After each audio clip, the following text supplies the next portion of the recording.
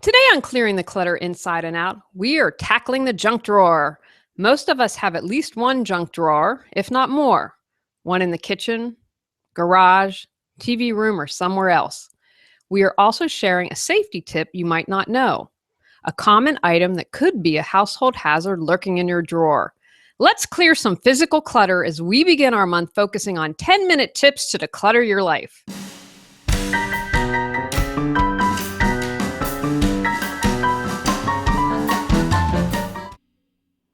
Are you overwhelmed by clutter, looking to organize your life? Do you feel stuck and are ready for a change?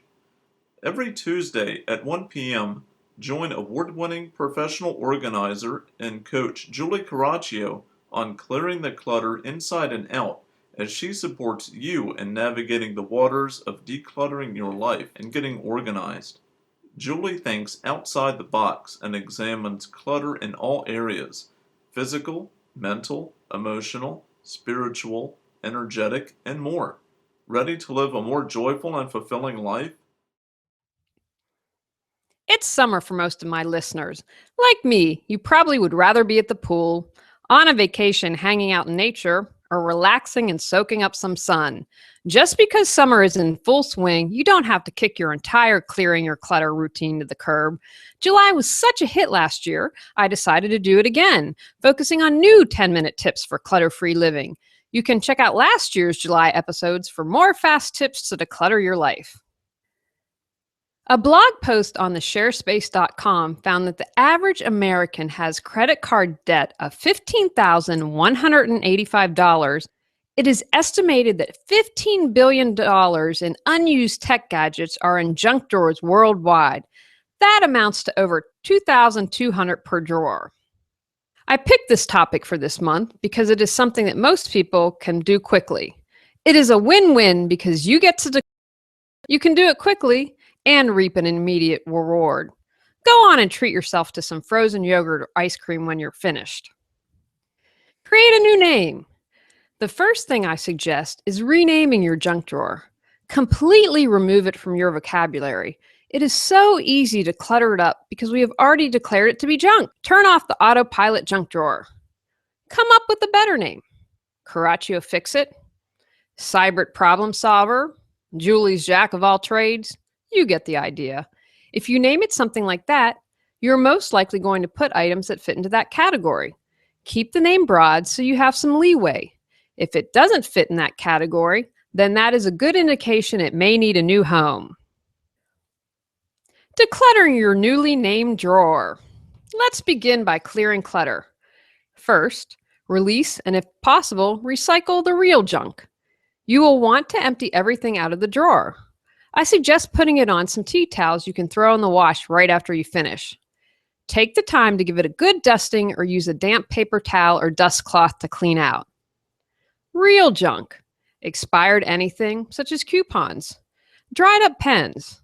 I need to do a study on this one day. Why do we put a pen back in the drawer we cannot use? Let go of the broken bits as well. Return things that belong in other homes, such as cards with games, or tools to the garage. Once you have decluttered, group the remaining items in what makes sense to you.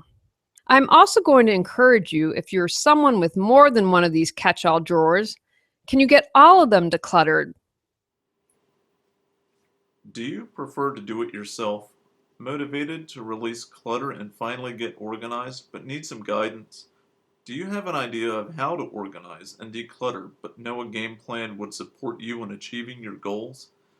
Our do-it-yourself organizing your space and decluttering plan, Julie creates a customized step-by-step roadmap for you to organize your home and release clutter in all areas of your life. Find out more at reawakenyourbrilliance.com. Organizing. Once you have pared down the drawer, returned items, and chosen your categories, spend a few minutes organizing. I do not have any special dividers or containers in the Coraccio Fix-It drawer. We don't have a lot of stuff. Pens, notepads, and mail slips mainly. If you can easily sift through and find what you need, you should be okay. I am not a fan of creating unnecessary work or buying containers when I don't need them. If you have odd-shaped items or lots of different things, Here are some suggestions. You could use Ziploc baggies. They are clear and you can easily label with a Sharpie. Group items together based on the categories you created. Recycle check boxes to hold items. Use square rectangular shapes to maximize space in your drawer. You could also find small containers to fit in your drawer or use drawer dividers. Maintenance. You will need to be diligent here as this area can easily go back to clutter. Spend 10 minutes or less one Saturday a month clearing clutter, or 20 minutes or so quarterly, and you should be okay. Do this while your coffee is brewing or while listening to your favorite podcast, clearing the clutter inside and out. Safety tip. Once you've decluttered and gotten organized, this will be a moot point. If you can't get to your formerly known as a junk drawer, please take care of this immediately. If you are storing loose 9-volt or AA or other batteries in a drawer in your home, watch how you store them. Don't store them loose and rolling around with other metal, glues, and other objects.